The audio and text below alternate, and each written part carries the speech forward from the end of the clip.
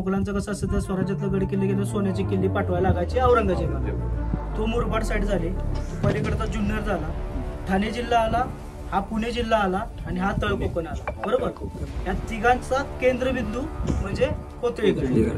पूर्ण हा कातळ आहे आणि कातळाच्या पोटात कोरून हा मार्ग तयार केला.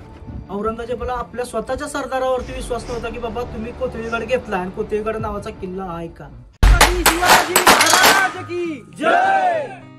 आता असं म्हटलं जायचं इतिहासामध्ये किंवा त्या काळामध्ये की तळ कोकण जर तुम्हाला त्याच्यावरती वर्चस्व करायचं असेल, हा गड तुमच्या ताब्यात पाहिजे. मेन हा गड जर तुम्ही जिंकला तर कोकणावरती तुमचा वर्चस्व राहू शकतो. आता जर तुम्ही बांधणी पाहायला गेली तर आपल्या राजगडची आठवण आली ना. राजगडवरती आपण खाली बघितलं, सोहळा माची बघितली, पद्मावती माची बघितली, तिसरी माची कोणती, संजीवनी माची, 3 माच्या बघितल्या, वर बाले किल्ला बघितलं. त्या पद्धतीने आपल्याला थोडीशी बांधणी आपल्याला पाहायला मिळाल. आता पावसाळ्यात जर गेला, आपण पावसाळ्यात राजगडची मोहीम केली, त्याच्यामध्ये बघा आपल्याला किती वरती त्रास व्हायला झाला का नाही. आपल्याला धरून चालता पण वरती येत, इतकं पाणी पडत होतं आणि घसरत होतं, तरी पण आपण वरती जाऊन बाले किल्ला वगैरे पाहून. आता जर ह्या काळात पावसाळ्याच्या काळात जर तुम्ही वरती आला तर पूर्ण घसरण असणार आहे. आता दुसरी गोष्ट, कोथळीगडच का नाव, बरोबर, दुसरं पण गडाला नाव देता येत होतं. तुम्ही जर आता मधल्या भागापासून वर आला, जिथं आपल्याला पाहायला मिळतं की पूर्ण हा कातळ आहे आणि हा कातळाच्या पोटात कोरून हा मार्ग तयार केला, बरोबर आहे. म्हणजे कोतळामध्ये हात घालून पायऱ्या कोरल्या असल्यामुळे कोथळीगड असं आपल्या इतिहासाच्या दृष्टीमध्ये इतिहासाच्या पानांवरती त्याची माहिती मिळते. त्याचप्रमाणे असं म्हणजे सातवाहन काळामध्ये पण थोडेसे उल्लेख सापडतात, पण जास्त उल्लेख नाहीये. पण काळ कुठून चालू होतो, शिवरायांच्या काळापासून.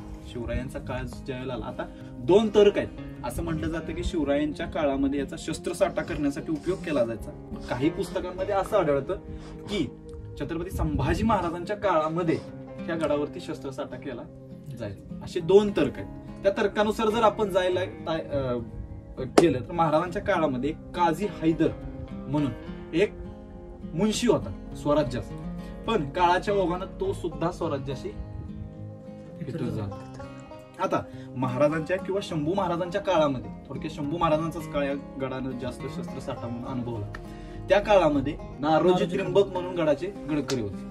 हा सुभा पूर्ण गडाचा त्यांच्या ताब्यात होता. एक रात्र अशी आली की त्या रात्रीमध्ये काय झालं की आदेश आला गडावरती की ह्या ठिकाणी शस्त्रसाठा आहे, तुम्हाला जायचं आहे, तो शस्त्रसाठा घेऊन यायचा. मग नागोजी त्र्यंबकांनी काय केलं, निम्मी शिबंदी सोबत घेतली आणि गड उतार झाले. आता गड सुरक्षित राहण्यासाठी माग कोणाला तरी गडाचा रस्ता सांभाळण्यासाठी कोणातरी उभा केलं पाहिजे, म्हणून माणकोजी पांढरे या सरदाराला गडाची गडकरी स्वाधीन केली आणि सैन्य घेऊन निम्म ते खाली गड उतार झाले. त्याच टायमिंग मध्ये अब्दुल कादर आलेलाच होता, पण त्याला ही खबर नव्हती. तो काय केला, शेजारच्या गावामध्ये कुठेतरी आला, सैन्य थांबवलं, तिथल्या लोकांना आपल्या सेवेत घेतलं, कामाला ठेवलं. त्या लोकांकडून माहिती काढली की ही जी लोक आहेत ही शस्त्रसाठा किंवा जकात असेल किंवा काय गोष्टी आणण्यासाठी गडाच्या खाली जातात. त्यावेळेला गडावरती कोणी जास्त शिबंदी नसते. ह्याचाच फायदा कोणी घेतला, अब्दुल कादर. मग त्यानं काय केलं, आता ह्याच्यामध्ये कोणतरी फितूर शोधायचा. गड पडायचा असेल तर तो फितुरीनच पडू शकतो. आता जसं विशालदादांनी मग सांगितलं, औरंगजेबानं फक्त एकच गड लढवला, तो म्हणजे तोरणा. बाकीचे पूर्ण किल्ले हे फितुरीनच घेतले. लक्षात ठेवा, निष्ठा प्रमाणात राहिली तरच ती स्वराज्याची चांगली राहते, पण त्याला फितुरी चिकटली की पूर्ण स्वराज्याचा पोल ढासळतो. त्याच टायमाला अब्दुल कादरनं खबर काढली की वरती कोण आहे, तर मानकोजी पांढरे.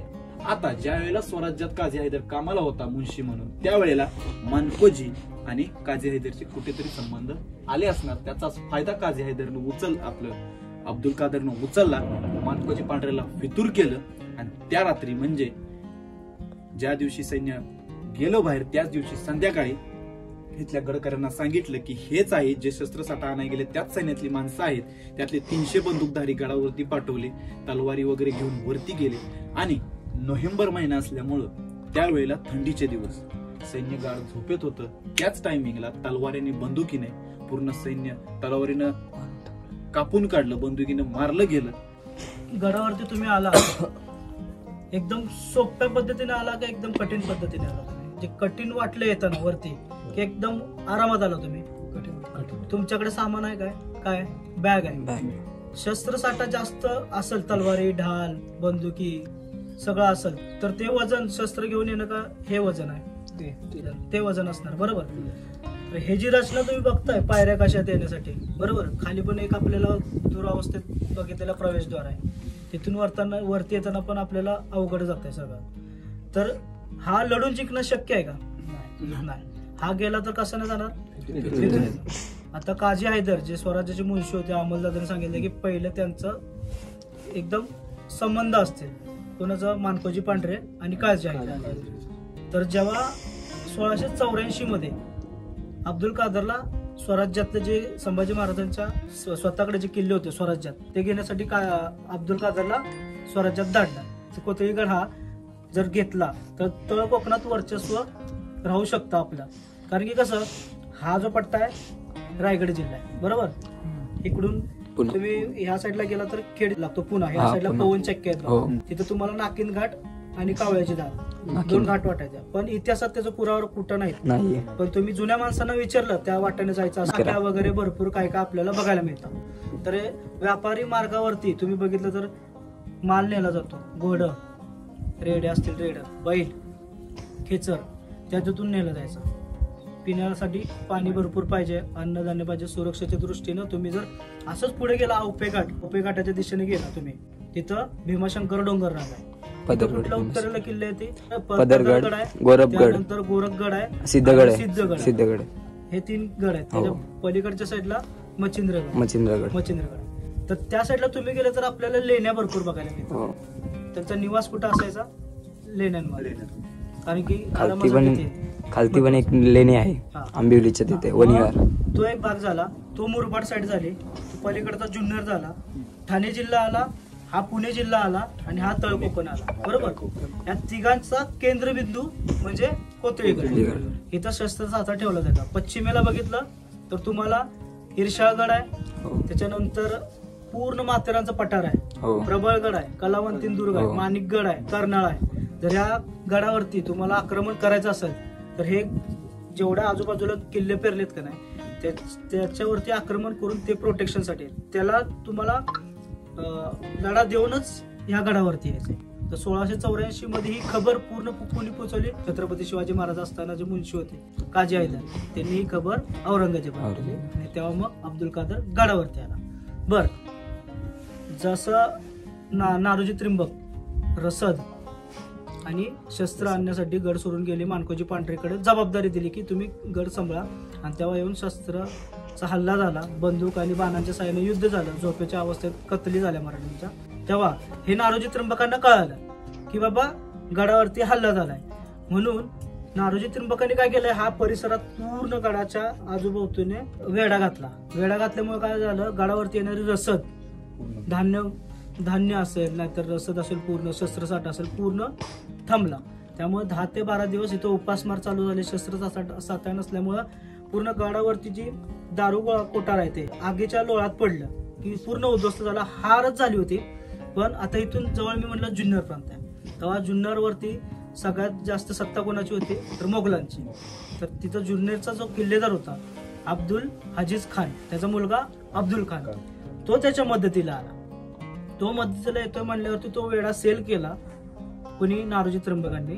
आणि तिथं गडाच्या पायथ्याला म्हणजे आजूबाजूच्या परिसरात जिथं वेढा घातला होता तिथं मोठ्या प्रमाणात युद्ध झालं.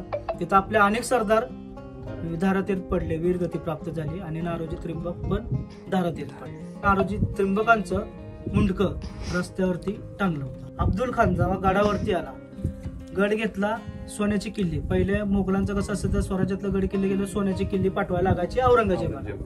तर आता तुम्हाला पुरंदरचं तह माहितच आहे. काही इतिहासकारांचं मत आहे की 23 किल्ले दिले नव्हते, एकच नावाचे किल्ले 2-2, 3-3 होते. आता प्रचंडगड म्हणजे आपण कोणाला म्हणतो, तोरणा. त्याच्यानंतर मुरुंब देवाचा डोंगर म्हणलं कुठला आला, राजगड. माऊलीचे 3 आहे. मग हे जे किल्ले दिल्यानंतर औरंगजेबाला आपल्या स्वतःच्या सरदारावरती विश्वास नव्हता की बाबा तुम्ही कोथळीगड घेतला आणि कोथळीगड नावाचा किल्ला आहे का.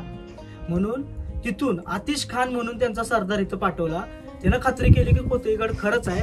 परत बादशाहने काय केले, तिथून सोन्याची किल्ली घेतली आणि काजी हैदरला सांगितलं की बाबा तुम्ही दिलेली माहिती योग्य आहे आणि ती सोन्याची किल्ली परत पाठवली, तेव्हा या गडाचं नाव दिलं मिफ्ताहुल फतेह, म्हणजे विजयाची किल्ली.